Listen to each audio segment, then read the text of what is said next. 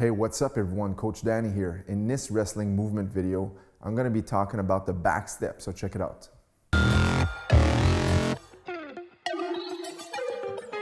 Okay, so the back step essentially is going to be used as a total opposite of what we've been discussing.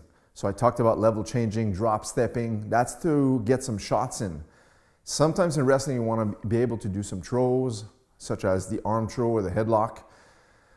What you need to do this throw is going to be what we call the back step. All right, so basically, essentially, you visualize you're holding on to someone, maybe like you're having your right hand behind the neck, and this one here is going to be on the inside tie position or on the outside.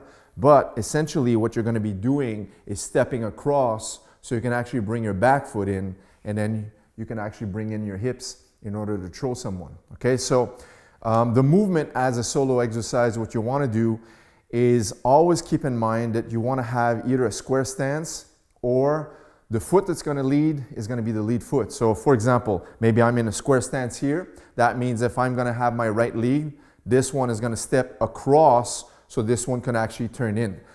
Or I'll have my right lead as such and it's already there to step across so this one turns in. Now, don't do this with the back leg as such. I mean, it's not wrong. It's just that it takes a little bit longer to get in there. So as you cross here, I'm losing that second. So if I take it from the back leg here and I'm going in, now I've just lost maybe a fraction of a second. So it's doable. It's just essentially, once you know that you're gonna throw in a back step for a throw, I would recommend you have a square stance or the lead leg forward. Now, how do you practice this when you're solo? Of course, just like I did, you visualize you're in a tie-up, you have a collar tie position or an inside tie, and now you're gonna step across and bring this foot in so you can actually bump with your hip, okay? So you always wanna imagine that the way you're gonna practice is gonna be like if there's a plus sign and you're going towards every corner of that plus sign.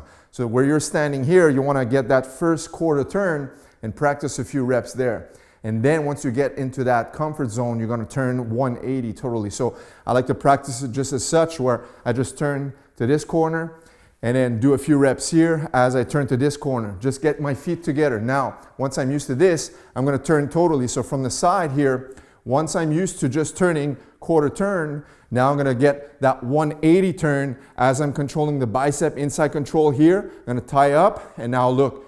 Boom, I'm gonna turn full 180 to look in the opposite direction. Now, when you practice this, couple of pointers. Number one, lower your level slightly with your hips, okay? So now, imagine that, let's say for example, you're at the same height as your opponent here, and now what you wanna do is just slightly bring your hips a little bit lower than their hips from here, okay? Like you're bumping.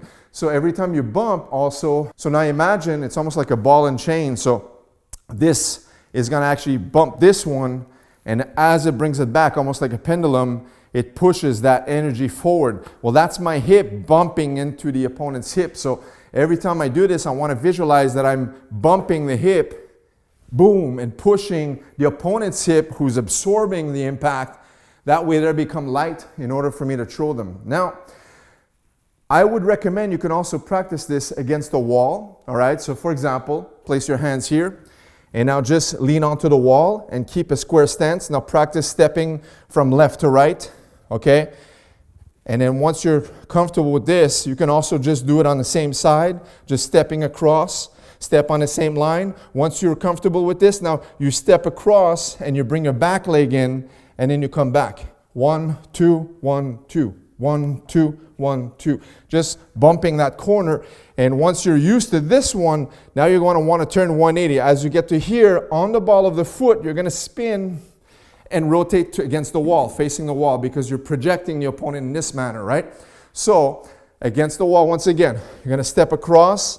And now as the back leg comes in, imagine you want to collect your feet together. As you spin and rotate on the ball of the foot, boom, to here. Now bring your feet together. And a good trick is imagine your heels are going to click together.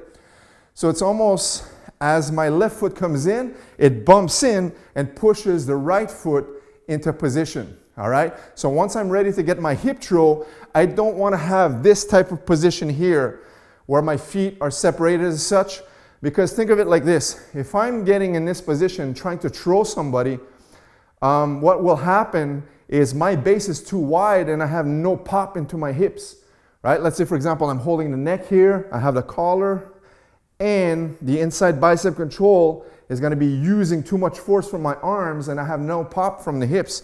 So if I bring my hips together, or I should say my feet together, now this will bring the hips into the equation where I can bump and throw somebody over, okay? So always try to collect your feet together. This is going to help tremendously as you do this solo exercise, and then when you get a training partner, you're going to see the difference, okay? So what helps a lot is always thinking of pivoting on the ball of the foot, okay? So left foot bumps into the right foot. So as you get to here, you step across, rotate on the ball of the foot, and look, boom. It pushes everything together so I can throw, and I'm projecting in this manner, right? And that's going to be the drill. So with a training partner, sometimes we do it with a grappling dummy. If you have like a Greco-Roman grappling dummy, the one with the arms, this is a great way to practice your throws. You're going to do the headlock throw or the arm throw. Sometimes we have the underhook throw. Remember, if we're doing throws for wrestling or nogi grappling, it's going to be very different than judo or jiu-jitsu because we don't have the grips, all right? You have to latch on and use your footwork to create that momentum and leverage in order to throw an opponent over your hips, all right? So these drills, super important. So once again, as a quick review, always level change. So that means bring your hips lower. For example, if you visualize the opponent's hips are right here, I don't want to have my hips higher. I want to bring my hip lower than the opponent's hip, so that way there I bend half of his body onto my waist. That's number one. Number two, I'm going to pivot on the ball of the foot. So I'm going to pivot on the ball of the foot. And number three, I'm going to collect my feet, and my left heel is going to attach to my right heel as such. Boom, and it's going to connect. So when you practice, you can turn quarter just to here, and then eventually full rotation to get 180 from where you were facing, because that's where you're going to be throwing your opponent. And then last but not least, once you practice the position, always remember to bring your feet in a good position where you have a lot of spring and pop, a lot of momentum, all right? Think of it as a triangle.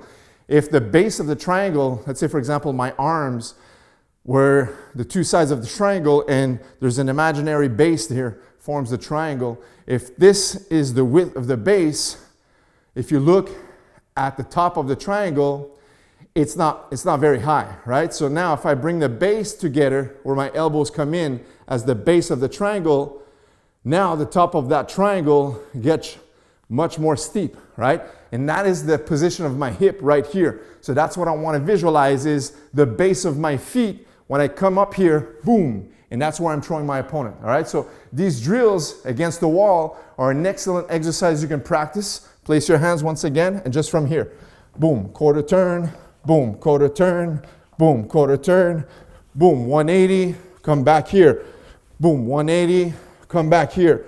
And just keep repping these exercises for maybe like 20, 25 repetitions. And then once you're really used to it, you can do these as a circuit training with other forms of solo drills, and do these maybe for 1 minute at a time on the left and then 1 minute on the right.